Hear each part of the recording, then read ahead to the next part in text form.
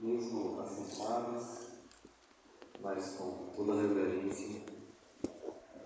Peço que você, depois que a gente lê, deixe a Bíblia aberta, Mateus 24. Nós vamos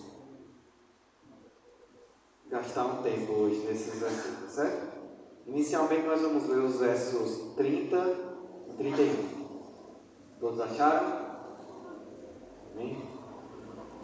Diz assim: Então aparecerá no céu o sinal do Filho do Homem, e todas as tribos da terra se lamentarão, e verão o Filho do Homem vindo sobre as nuvens do céu com poder e grande glória. E ele enviará os seus anjos com rijo, clamor e trombeta, os quais ajuntarão os seus escolhidos desde os quatro ventos de uma extremidade à outra dos céus. Amém? Vamos orar? Feche os teus olhos. Senhor, nosso Deus, nosso Pai, nos colocamos diante de Ti nessa noite. E te pedimos, Senhor, faz com que nossos corações fiquem abertos e atentos à Tua palavra. Que não escutemos somente aquilo que queremos ouvir, mas que o Teu Santo Espírito fale conosco. Escreve em nossos corações a Tua vontade, nos faz entender a Tua palavra, para que nós possamos, Senhor, viver da maneira que Te agrada. Que o Senhor nos ajude a entender cada palavra dita, para a glória do Teu nome. Em nome de Jesus. Amém. Amém, irmãos? Hoje nós vamos tratar sobre a volta de Cristo. Eu vou trabalhar com vocês hoje sobre um aspecto que geralmente a gente não trabalha muito, a gente não foca muito, que é como nós devemos trabalhar para a volta de Cristo. É esse o tema que eu quero tratar com vocês, porque a Bíblia diz que alguns acontecimentos deverão ser realizados para que nós possamos ver Cristo voltando. E o texto que vamos abordar aí no capítulo 24 de Mateus, ele fala sobre isso. Se nós olharmos o capítulo início, o início ele diz: quando Jesus ia saindo do templo, aproximaram-se dele os seus discípulos para mostrarem a estrutura do templo. Jesus, porém, lhes disse: não vedes tudo isto? Em verdade vos digo que não ficará aqui pedra sobre pedra, que não seja derrubada. O que estava acontecendo? Jesus estava, se a gente olhar o capítulo 23, Jesus estava conversando com alguns escribas e fariseus, porque eles vieram tentar Jesus, e Jesus começa a conversar com eles e a mostrar os erros deles. Fala e censura eles no capítulo 23, e depois de tudo isso, depois que ele fala, ele vai acabar por sair do templo. Quando ele estava saindo, seus discípulos, querendo mostrar a ele toda a pompa do segundo templo, olha para ele e diz: Jesus, imagina aí, talvez seja Pedro, sempre é Pedro essas coisas, ou Bartolomeu. Jesus, olha aqui a estrutura do templo, como é grande, olha aqui como o templo é suntuoso. Jesus olha para eles e diz: deixa eu te contar, não vai ficar pedra sobre pedra. E aí o que acontece com esses discípulos? A glória dos judeus estava onde? No templo. Eles achavam que no dia que o templo acabasse, o mundo acabaria. Porque da primeira vez que o templo foi destruído, tinha tido uma profecia. De qual era a profecia? A glória da segunda casa será maior que a da primeira. Então eles pensavam que a glória da segunda casa se referia a esse segundo templo. E quando Jesus chega e diz que o templo vai ser derrubado, o que acontece com eles? Eles ficam sem entender. Como que a glória da segunda casa vai ser maior que a primeira se esse templo vai ser derrubado? E esse texto, do capítulo 24 e 25, vai se dar na resposta de Jesus a esses questionamentos deles. Jesus fala, e tendo bastante atenção, nós podemos aprender uma grande lição para a igreja dos nossos dias, com relação a essas falas de Jesus, do capítulo 24 e 25. E hoje a gente vai focar um pouco na primeira parte do capítulo 24, que é a seguinte: precisamos estar alertas e trabalhar com afinco para a volta de Cristo, pois o dia do Senhor está próximo. Amém? Você crê que o dia do Senhor está próximo?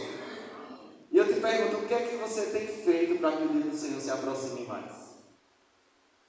Muitas vezes nós falamos muito que que queremos que o Senhor volte, que esperamos a volta de Cristo, que ansiamos pela volta de Cristo, dizemos: Maranata, hora vem, Senhor Jesus.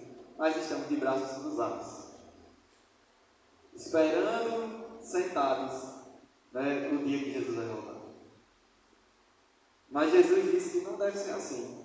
Se olharmos versos 3 e 4, ele vai falar sobre isso. Mas o que é que esse texto fala, então, a respeito do fim dos tempos, a respeito da segunda vinda de Cristo? Eu convido os irmãos a rapidamente, não vai dar tempo entrar nos detalhes, mas vermos quais eventos, responsabilidades e fatos são ditos aos discípulos a respeito da segunda vinda. Primeiro, quais os eventos?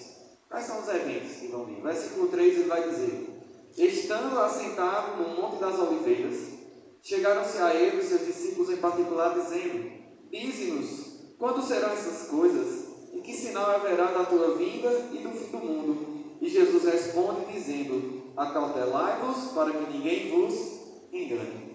Jesus ele vai começar aqui a falar com os irmãos sobre as coisas do fim. Por quê? O que é que eles estão falando? Quando eles chegam no Monte das Oliveiras, ele diz: Jesus, quando acontecerão essas coisas? Sabe o que é que ele estava dizendo? Jesus, quando é que vai ser o fim do mundo?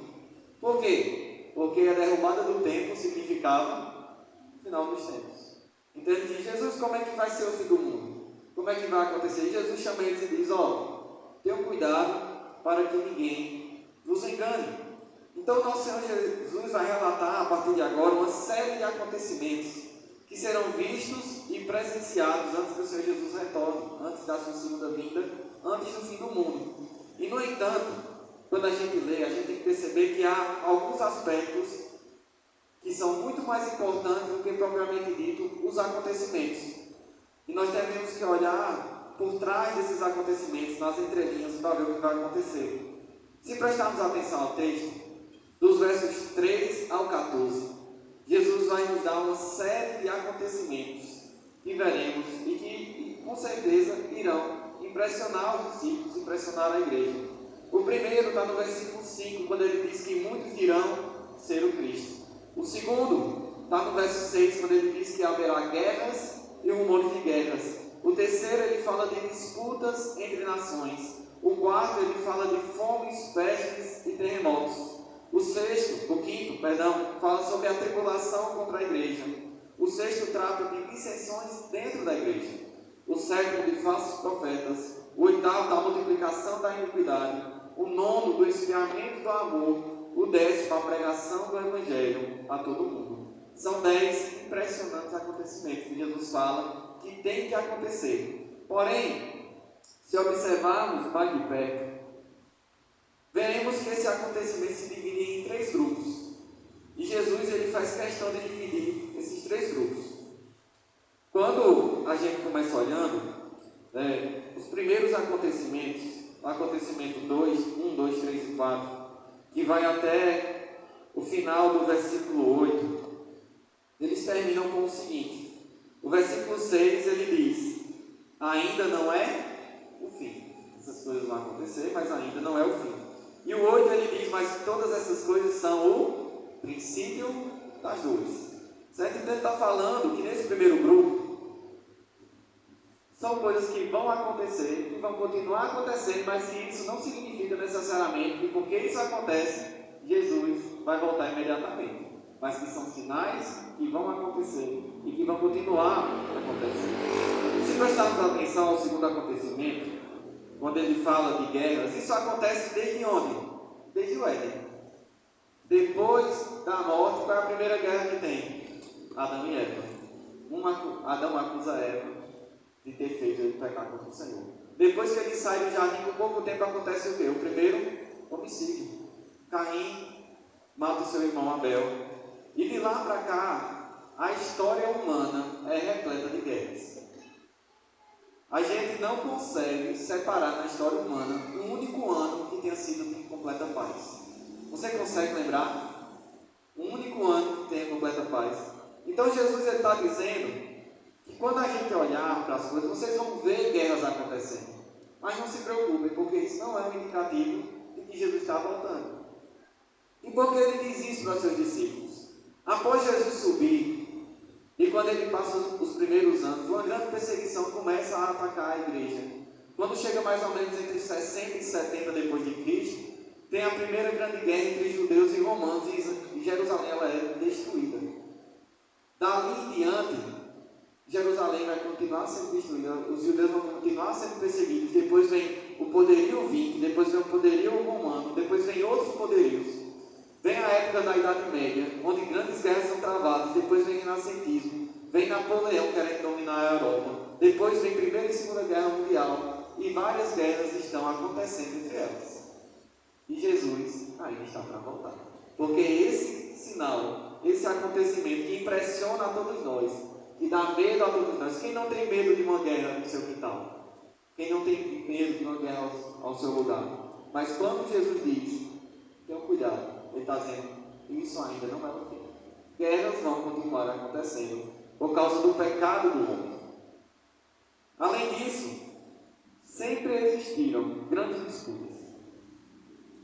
Seja por poder, seja disputas de guerra, seja disputas políticas. Sempre houve na história humana disputas. Quando a gente olha, todas as disputas começam também em Adão e Eva. O domínio dos índios, as explorações europeias na África e na América, as guerras pelo petróleo, a guerra ao terror que nós estamos tendo hoje, todas essas começam desde Adão e Eva. São coisas que sempre aconteceram. Jesus diz, isso vai continuar a acontecer. Então, não se impressionem com isso, porque isso vai continuar acontecendo. Mas também sempre existiram grandes fomes, grandes pestes e grandes terremotos, desastres naturais na história da humanidade. A começar, o primeiro que a Bíblia relata, o grande desastre é o dilúvio, mas ele não é o único. Depois a gente vai ver a Bíblia mencionando fomes em Canaã, inclusive tendo seu povo que ir para o Egito para fugir da fome nos tempos de José. Depois ele vai falar de duas ilhas de Abraão, uma ilha de José saindo de Canaã. Sempre houve escassez de recursos na humanidade. E o homem tem feito com que essa escassez aumente, causando cada vez mais desequilíbrios. Mas é verdade que isso sempre existiu. Desde o pecado, isso também sempre existiu. Eu não estou dizendo, irmãos, que essas coisas devem ser deixadas de lado, ou que não devemos atentar para essas coisas. Mas o que Jesus nos diz é que isso é apenas o começo. Isso não quer dizer que porque essas coisas estão acontecendo, que Jesus está voltando. Esse não é o árbitro da nossa vida. Não é porque tem guerra, não é porque tem fome, não é porque tem desastre natural que Jesus está voltando. Esse não é o árbitro que nós devemos estar atentos. Um segundo grupo de acontecimentos está dos versículos 9 ao 13. Quando ele diz assim: então vos hão de entregar para serem atormentados e matar-vos-ão, e sereis odiados de todas as nações por causa do meu nome. Neste tempo muitos serão escandalizados, trair-se uns aos outros, e uns aos outros se odiarão. Surgirão muitos falsos profetas e enganarão a muitos, e por se multiplicar a iniquidade, o amor de muitos esfriará. Mas aquele que perseverar até o fim será salvo. Esse segundo grupo é o grupo que trata de acontecimentos específicos dentro da igreja. Antes de existir igreja, esses acontecimentos não existiam.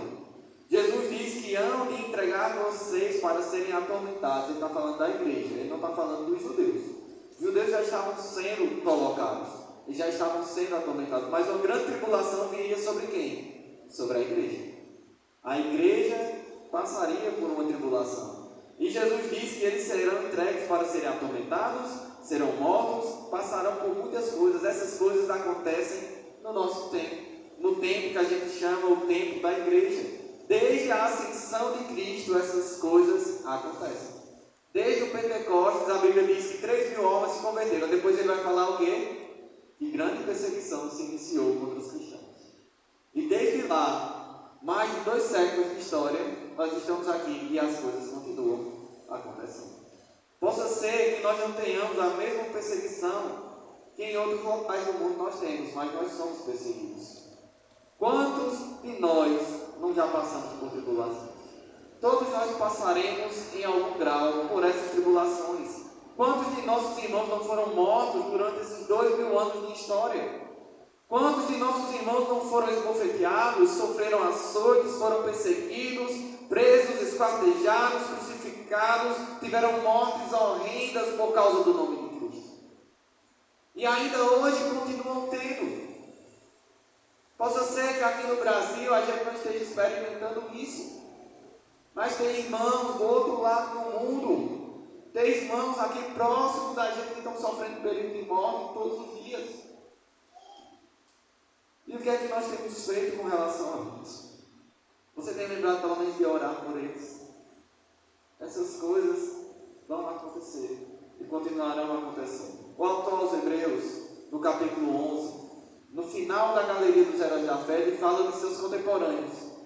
E ele diz que alguns foram torturados, não aceitando seu resgate para obterem ressurreição superior. Outros, por sua vez, passaram pela prova de escárnios e açoitos, por algemas e prisões, foram apedrejados, provados, cerrados ao meio, mortos ao fio de espada, andaram peregrinos, vestidos de vestes e peles de ovelhas e de cabras, necessitados, afligidos, maltratados, homens dos quais o mundo não eram dignos, errantes pelos desertos, pelos montes, pelas covas e pelos antros da terra.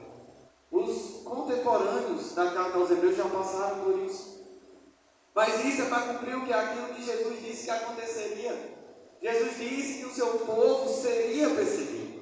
Jesus disse que o seu povo passaria por essas coisas. Irmãos, até a época que a carta aos Hebreus foi escrita, eles sofreram muito por causa do Evangelho. Provavelmente a carta aos Hebreus ela é escrita por volta do ano 70, justamente quando essa guerra está bem ferrenha. Justamente no momento em que Jerusalém ela é destruída. E aí os irmãos são dispersos. Por isso que a carta trata dos judeus dispersos, assim como a carta de Pedro, dos judeus dispersos, eles estão dispersos pelo mundo. E ele vai falar das grandes perseguições que eles estavam tendo. Depois dessas escritas, isso não parou. Se você ler livros que falam da história, como o livro dos mártires, ele vai comentar sobre como os nossos irmãos foram entregues à morte. Foram entregues para sofrer por causa do reino. Grandes perseguições em todos os níveis acontecem ainda hoje contra o povo de Deus, porque Deus disse, porque Jesus disse que isso aconteceria, porque o mundo nos odeia. Jesus também relata que dentro da igreja haveriam dissensões e brigas, haveriam rachas. E isso acontece desde depois que Jesus subiu. Pouco tempo depois que a igreja estava crescendo, começou uma discussão por causa das viúvas que estavam sendo deixadas de lado na entrega do alimento. Depois, Paulo tem que escrever a Corinto por causa das divisões da igreja de Corinto. Depois escreve aos Filipenses pela mesma causa. Duas irmãs estavam colocando a igreja em divisão, Evódia e Síntique. Em Apocalipse, nas advertências às igrejas, no início das cartas, ele fala mais uma vez de divisões. E isso não é algo apenas daquele tempo. Isso continua acontecendo na nossa era. Quantas igrejas não se dividem por causa de coisas triviais, por causa de coisas que não deveriam acontecer, coisas supérfluas. Mas Jesus disse que essas coisas aconteceriam. Também é dito que muitos falsos profetas surgirão. Entrarão muitos ensinos heréticos e mentirosos, tentando enganar a muitos. E desde que Jesus subiu, isso acontece. Nós tivemos os judaizantes, nós tivemos os gnósticos, nós tivemos pelagianos e todos os outros tipos de seitas, até hoje no nosso tempo, com teologia da prosperidade, teologia da libertação. Essas coisas, Jesus já tinha dito, essas coisas vão acontecer. Então, tenham cuidado, acautelai-vos, ficai alertas, porque essa evidência é uma advertência para este tempo. Essas coisas continuam acontecendo, e da mesma forma acontece o aumento da iniquidade. Você tem percebido que as coisas a cada dia pioram? Isso acontece desde que o mundo é mundo. Mas após a igreja, a Bíblia fala que isso vai acontecer mais. Os homens deixarão de ouvir, porque eles, ouvindo a verdade de Deus, eles se entregarão às fábulas, se entregarão àquilo que querem, se entregarão aos seus desejos, mesmo sabendo o que a Bíblia diz. Essas coisas acontecem. E o que é que Deus está querendo nos ensinar? Que ao passo que a iniquidade aumenta, também o amor esfria. E o amor esfria não é só do lado de fora. O amor esfria aqui dentro. Na carta aos Efésios, em Apocalipse, qual é a acusação contra a igreja? Vocês abandonaram ao primeiro amor. Vocês deixaram o amor por mim de lado. Vocês colocaram as coisas desse mundo na minha frente. Vocês estavam dizendo que estavam trabalhando para mim, mas não estavam. Irmãos, que nós sejamos guardados de esfriar o nosso primeiro amor. Que o Senhor nos guarde de tamanho mal contra Ele. E Jesus escreve isso para nos deixar alertas. Tenham cuidado. Cuidado com a perseguição, que ela vai acontecer. Cuidado com os escândalos. Cuidado com as dissensões. Cuidado com as brigas entre vocês. Cuidado com os falsos ensinos. Cuidado com o aumento da iniquidade. Cuidado com o esfriamento do amor. Mas, ele diz, aquele que perseverar até o fim será salvo. Nós temos uma promessa para perseverar, mesmo as coisas piorando, mesmo o mundo indo de mal a pior e vai continuar indo até Jesus voltar. Nós temos uma promessa de Deus. Aquele que persevera será salvo. Nós temos que perseverar dia após dia. Da mesma forma como ao longo da história dos nossos irmãos aconteceu, nós devemos fazer. Nós precisamos perseverar. Em nossa época, uma de nossas duas obrigações é perseverar. Aquele que perseverar até o fim será salvo. Persevera, meu irmão. A luta parece estar difícil, mas o Senhor está contigo. Persevera. Será que nós temos sido perseverantes? Como temos corrido a carreira que está proposta a nós por Deus? Será que nós temos nos mantido firmes frente às pressões do mundo, à perseguição que nos rodeia, aos falsos ensinos que nos cercam? Devemos nos manter incontaminados. Devemos nos manter firmes com os olhos postos em Jesus. O autor aos Hebreus, depois da grande galeria dos heróis da fé, no capítulo 11, ele inicia o capítulo 12 dizendo: portanto, também nós, visto que temos a rodear-nos tão grande nuvem de testemunhas, desembaraçando-nos de todo o peso e de todo o pecado que tenazmente nos assedia, corramos com perseverança a carreira que nos está proposta, olhando firmemente para o autor e consumador da fé, Jesus, o qual, em troca da alegria que lhe estava proposta, suportou a cruz, não fazendo caso da ignomínia, mas está assentado à direita de Deus. E considerai atentamente aquele que suportou tamanha oposição dos pecadores contra si mesmo, para que não vos fatigueis, desmaiando ou desfalecendo em vossa alma. Sabe o que é que o autor aos Hebreus está dizendo? Sabe por que você é capaz de perseverar? Porque o seu Senhor perseverou. Ele foi obediente até a morte, e a morte de cruz ressuscitou e está à direita do Pai dos céus. Então, se Jesus nos manda perseverar, Ele nos manda perseverar olhando para Ele. Olhem para Jesus, é tudo o que nós precisamos fazer. Não precisamos olhar para as coisas que estão ao nosso lado. Não precisamos olhar para as dificuldades, nós precisamos olhar para Jesus. Nós precisamos olhar e manter firmes os nossos pés para Ele e, perseverando, correr a carreira que Ele nos tem proposta. Jesus tem uma carreira para nossas vidas. Jesus tem um plano para cada um. E Ele nos manda correr a carreira que nos é proposta. O autor aos Hebreus diz ainda que nós devemos fazer isso rodeado de uma tão grande nuvem de testemunhas. Olhando para os exemplos do passado, olhando para os irmãos que foram capazes de viver uma vida inteira na presença do Senhor, de se entregar até o fim pela causa do seu reino. Se nós queremos que Jesus volte, nós perseveramos. fazendo a vontade do Senhor, olhem para Jesus, sigam os seus passos, perseverem.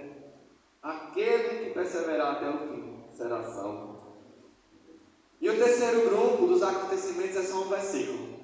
O versículo 14, quando ele diz: e este evangelho do reino será pregado em todo o mundo, em testemunho a todas as nações, e então virá o fim.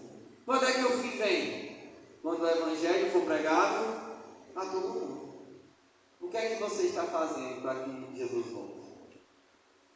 Qual tem sido o seu esforço pela pregação do evangelho a todo mundo? A volta de Cristo, é Jesus que está falando, irmão. Jesus está dizendo: a minha volta vai acontecer quando o quê? Quando o evangelho do reino for pregado aonde? A todo o mundo. Vocês acham que a gente tem condições de fazer isso?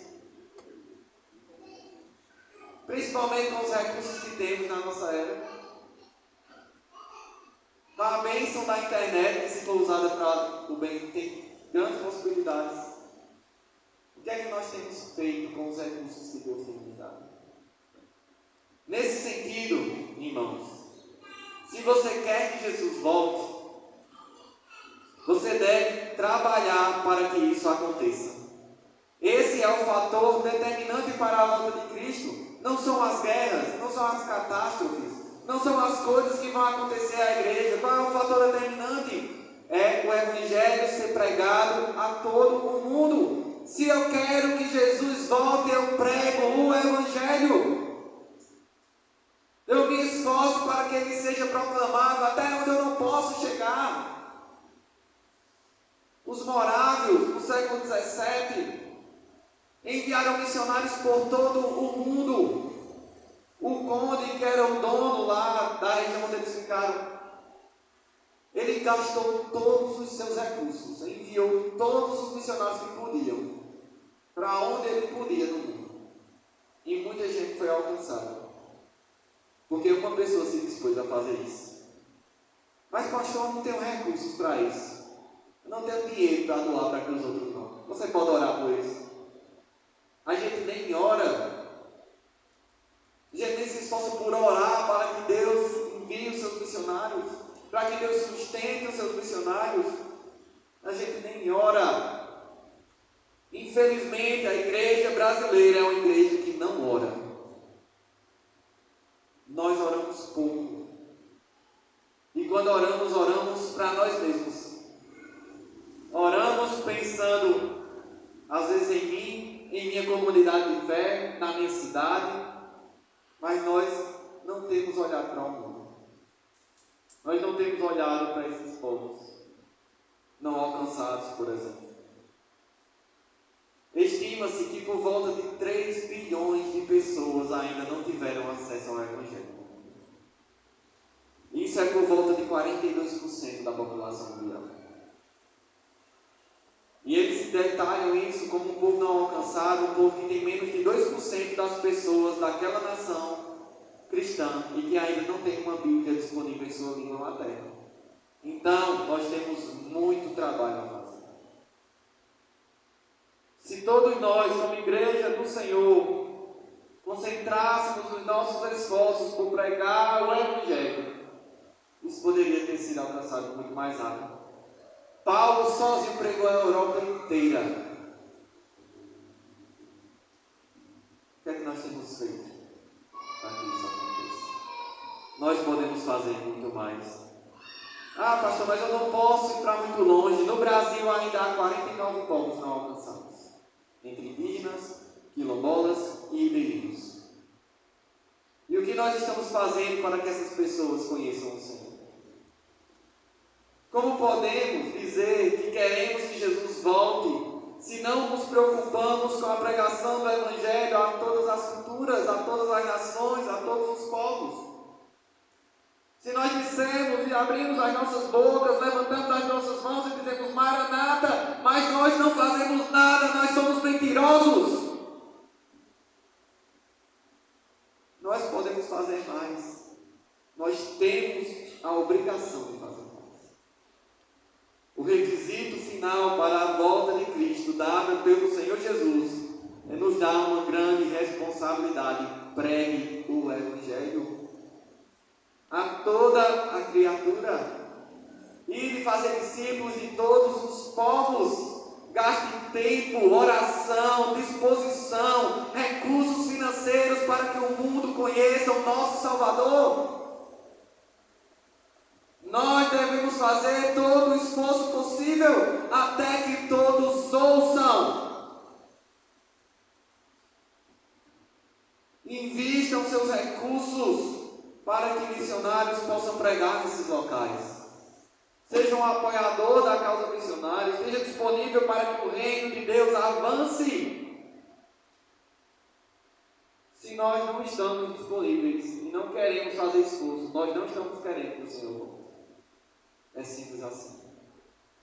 Nós até dizemos da boca para fora, mas o nosso coração não quer.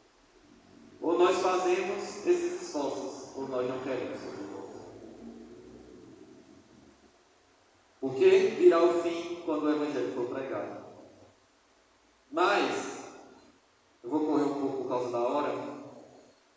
A segunda parte, até o versículo 31, ele vai falar sobre como será essa volta.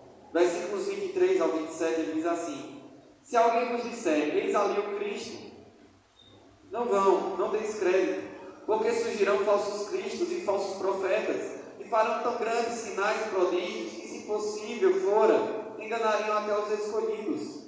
Eis que eu vos tenho predito.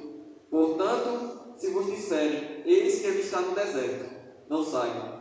E eis que ele está no interior da casa, não acreditem. Porque assim como o relâmpago sai do oriente e se mostra até o ocidente, assim será também a vinda do Filho do Homem. Quando isso acontecer, todo olho verá. Não fiquem preocupados olhando se ele está aqui ou ali. Todos verão. Não precisa procurar. O que é que precisa? Trabalhar. Se a gente trabalha e for achado diligente na volta do Senhor, Ele vai dizer: servo bom e fiel, entra no gozo do teu Senhor. Os versículos 15 a 22, irmãos, ele está tratando aqui de uma predição que ocorreu por volta do ano 70, em Jerusalém por Roma. Há um grande cerco que acontece quando ele fala, versículo 15: quando, pois, vides que a abominação da desolação, de que falou o profeta Daniel, está no lugar santo, que ele entenda, então os que estiverem na Judéia fujam para os montes. Quando a gente olha para os outros evangelhos, Lucas nos diz que isso se refere a um cerco que vai acontecer em Jerusalém. Quando vocês virem que a cidade de Jerusalém é sitiada pelos exércitos, então saibam que a grande desolação está chegando. Jesus aqui não está falando necessariamente de um reino por vir, de algo que vai acontecer, de que o templo de Jerusalém vai ser reconstruído. Tem teorias que vão dizer isso, eu não vou dizer que está errado, porque pode acontecer. Mas Jesus ele não está dizendo isso nesse texto.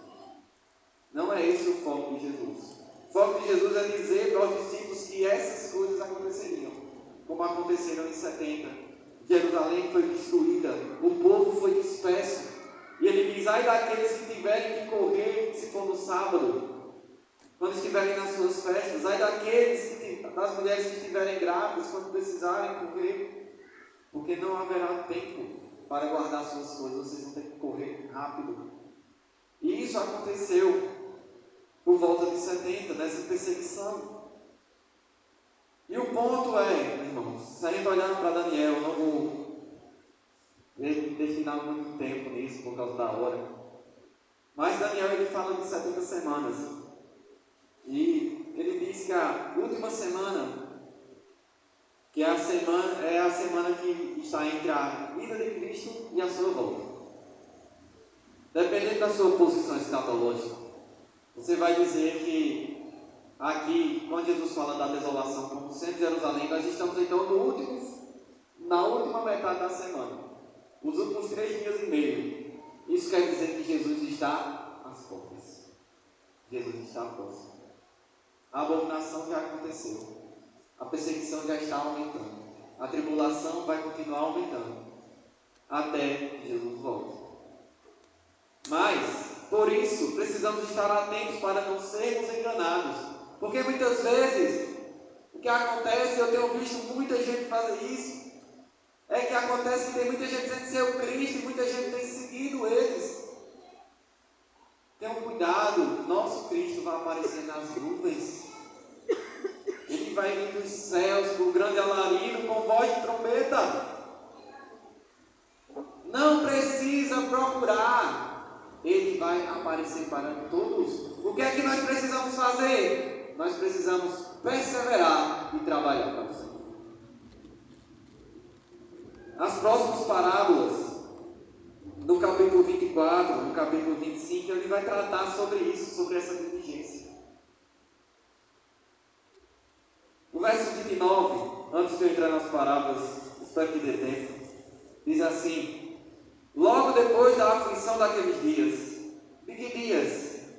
Da tribulação que a igreja está vivendo, quando estiver chegando o fim. Depois da aflição daqueles dias, então o sol escurecerá, a lua não dará a sua luz, as estrelas cairão do céu e as potências do céu serão abaladas. Então aparecerá no céu o sinal do Filho do Homem, e todas as tribos da terra se lamentarão, e verão o Filho do Homem vindo sobre as nuvens com poder e grande glória. E ele enviará os seus anjos com rijo, clamor de trombeta, os quais ajuntarão os seus escolhidos desde os quatro ventos, de uma extremidade à outra dos céus. No momento que Jesus voltar, é que essas coisas vão acontecer. No momento que Jesus voltar. Então, quando isso acontecer, tenha certeza que Jesus está voltando. Jesus está chegando, Ele está às portas. Mas isso vai acontecer, não é que isso vai acontecer depois do tempo, isso vai ser logo, ele diz, depois da aflição daqueles dias. O sol escurecerá, as estrelas cairão e o Senhor aparecerá. Jesus está voltando. Trabalhe por isso. Então, dizendo essas coisas, irmãos, o Senhor Jesus está sendo bastante claro aqui para conosco. Todo olho verá a sua volta. E isso acontecerá junto com o fim desse mundo e o fim da tribulação. Nele se encerra todo o sofrimento. Nele se encerra para o cristão toda a angústia. O veremos com grande poder e glória. As nações que não creram se lamentarão. Confessarão que Ele é o Rei dos Reis, o Senhor dos Senhores, mas não haverá mais tempo. O apóstolo relata que nós nos encontraremos com o Senhor nos ares. Em 1 Coríntios 15, o apóstolo Paulo diz, um grande mistério, nem todos dormiremos, mas todos seremos transladados, porque no momento, no abrir e fechar de olhos ao soar da última trombeta, porque a trombeta soará, os mortos ressuscitarão primeiro e nós, os vivos, seremos transladados e encontraremos com o Senhor nos ares. Você espera por isso, meu irmão? Então trabalhe para o Senhor. Persevere no trabalho para o Senhor, use as suas forças para viver para a glória de Deus. Apocalipse nos diz que no final, que Apocalipse 19 diz: eu vi o céu aberto e eis um cavalo branco, e o seu cavaleiro se chama Fiel e Verdadeiro, e julga e peleja com justiça. Os seus olhos são como chama de fogo, na cabeça há muitos diademas, tem um nome escrito que ninguém conhece, senão ele mesmo. Está vestido com um manto tinto de sangue, e o seu nome se chama o Verbo de Deus. Seguirão os seus exércitos que há no céu montados cavalos brancos, com vestiduras de linho finíssimo, branco e puro, sem mãos do Senhor está voltando. E ele virá, então se prepare, confie, pregue, trabalhe, persevere e aguarde a sua bendita bem-aventurança. O Rei está voltando. Essa certeza deve permear a nossa mente e nos fortalecer a cada dia mais para aguardar a sua volta. Se olharmos para as duas parábolas, eu vou encerrar com isso. A primeira parábola, a parábola da figueira, ela diz que nós devemos estar atentos aos sinais. E ele diz: vocês sabem que quando a figueira está começando a colocar os seus brotos tenros e começam a brotar as folhas, vocês sabem que o verão está próximo. Então, quando vocês virem essas coisas acontecendo, saibam que Jesus está voltando. E trabalhem com mais afinco para que isso aconteça. Então, irmãos, o que é que esses acontecimentos nos mostram? Todos os acontecimentos que nós devemos trabalhar. Porque se está acontecendo, é porque Jesus está voltando. Se tem guerra acontecendo, é porque Jesus está voltando. Porque quando Jesus chegar, não vai ter mais guerra. Se nós vemos dissensões acontecendo, é porque Jesus está voltando e você deve trabalhar. Porque quando Jesus voltar, não vai ter mais dissensão. Se você vê falso profeta, é porque Jesus está voltando. Porque quando Jesus voltar, não haverá mais falso profeta. Não haverá mais iniquidade. Não vai ter mais amor que esfrie. Não haverá mais perseguição. Então trabalhe sabendo que Ele está às portas. E a segunda parábola, ela vai dizer, falar agora do ladrão. E ele diz, um pouco antes, a partir do 37, que como nos dias de Noé, assim será a vida do Filho do Homem. Como nos dias anteriores ao dilúvio, eles comiam, bebiam, casavam e davam-se em casamento, até o dia em que Noé entrou na arca e não perceberam até que o dilúvio veio. Assim acontecerá com aqueles que não perseverarem, se não estiverem atentos. Se nós não estivermos atentos, trabalhando para o Senhor, nós acabaremos ficando lá de fora da arca. Porque não temos sido diligentes, não temos sido servos fiéis, trabalhando para o Senhor.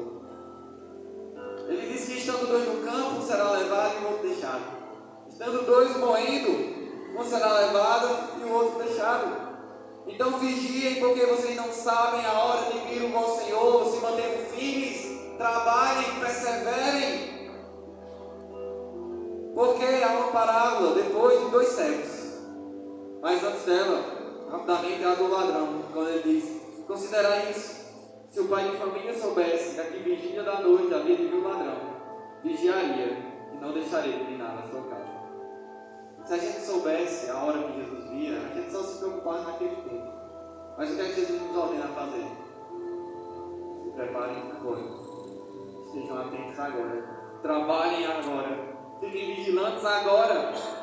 Porque eu estou voltando. E eu vou voltar na hora que vocês não esperam. Então trabalhem. Para que quando eu chegar, vocês sejam achados trabalhando.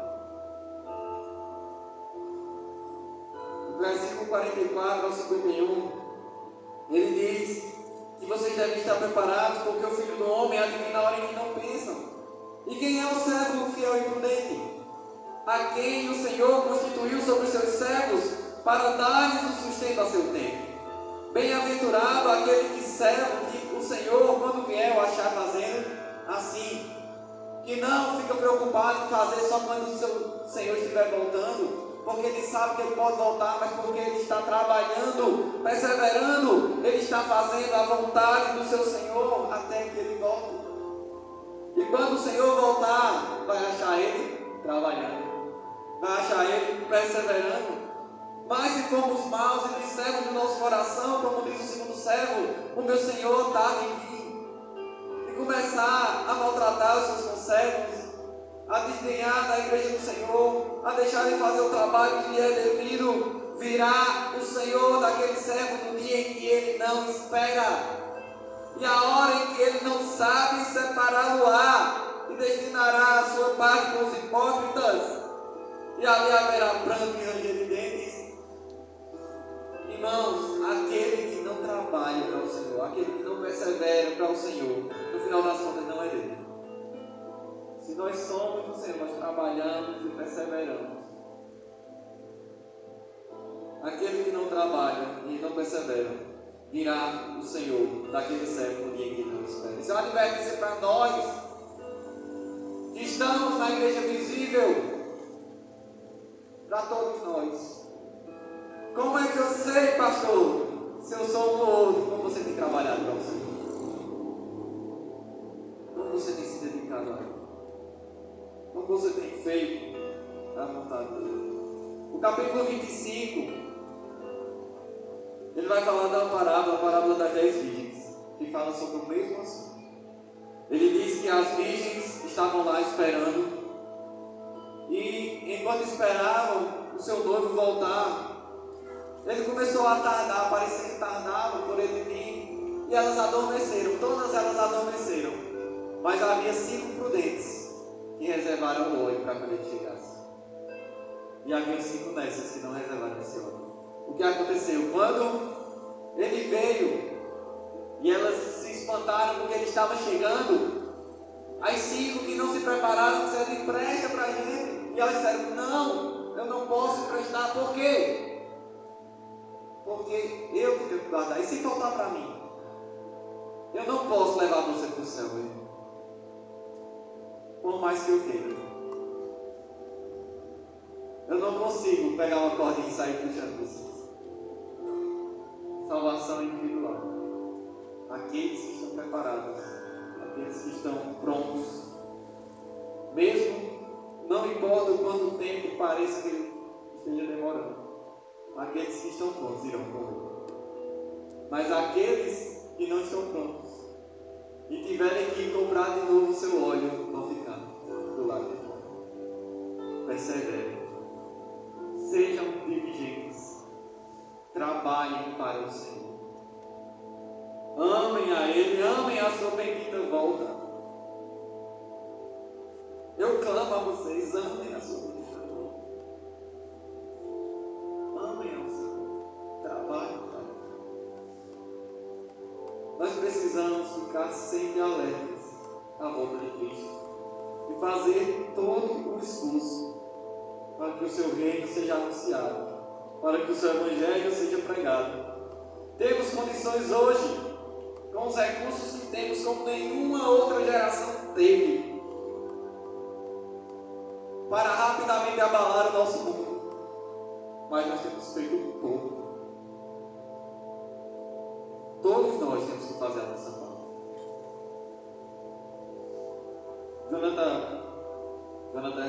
John Wesley dizia: Senhor, me dá 100 homens que nada temam a não ser o Senhor, e que nada queiram a não ser fazer a tua vontade, igual a Balaão. O avivamento wesleyano abalou. John Wesley tinha uma percepção também que ele dizia: a minha paróquia é um mundo. Jonathan Edwards dizia a mesma coisa. Esses homens, nós lembramos desses homens por quê? Porque eles abalaram o mundo. E nós, o que é que nós estamos fazendo para abalar o mundo? Nós não temos orado o suficiente, nós não temos trabalhado o suficiente, nós não temos feito o suficiente. Nos arrependamos, irmão, vamos trabalhar mais para o Senhor. E quando eu falo de trabalhar para o Senhor, eu não estou falando de trabalhar na igreja. Você pode estar trabalhando na igreja sem trabalhar para o Senhor. Eu estou falando de fazer a obra do Senhor, de amá-lo, de seguir as suas ordens, de viver para Ele, de trabalhar para que o seu nome seja anunciado. Qualquer serviço feito na igreja sem obediência e sem amor a Deus não vale de nada. Nós precisamos trabalhar para Ele, perseverar. Se nós o amamos, nós trabalhamos para Ele. Se nós o amamos, nós faremos todo o esforço. Todo o esforço. Como você tem trabalhado? O que você tem feito? Se arrependa. Trabalhe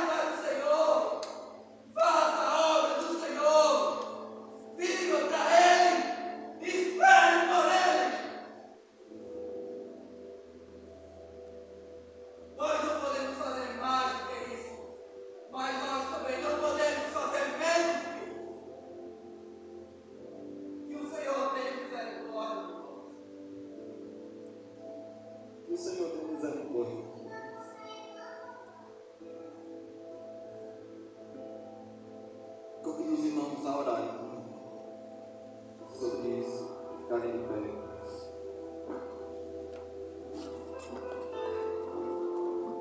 Já colocaram seus corações,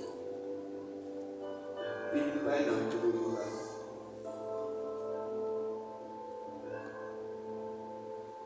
Perdão porque não temos feito o suficiente, nenhum de nós. Não temos orado o suficiente. Não temos buscado o suficiente. Não temos pregado o suficiente. Nós precisamos e devemos fazer mais. Vou deixar vocês orarem, vou desligar o microfone e orar ao Senhor, depois eu oro.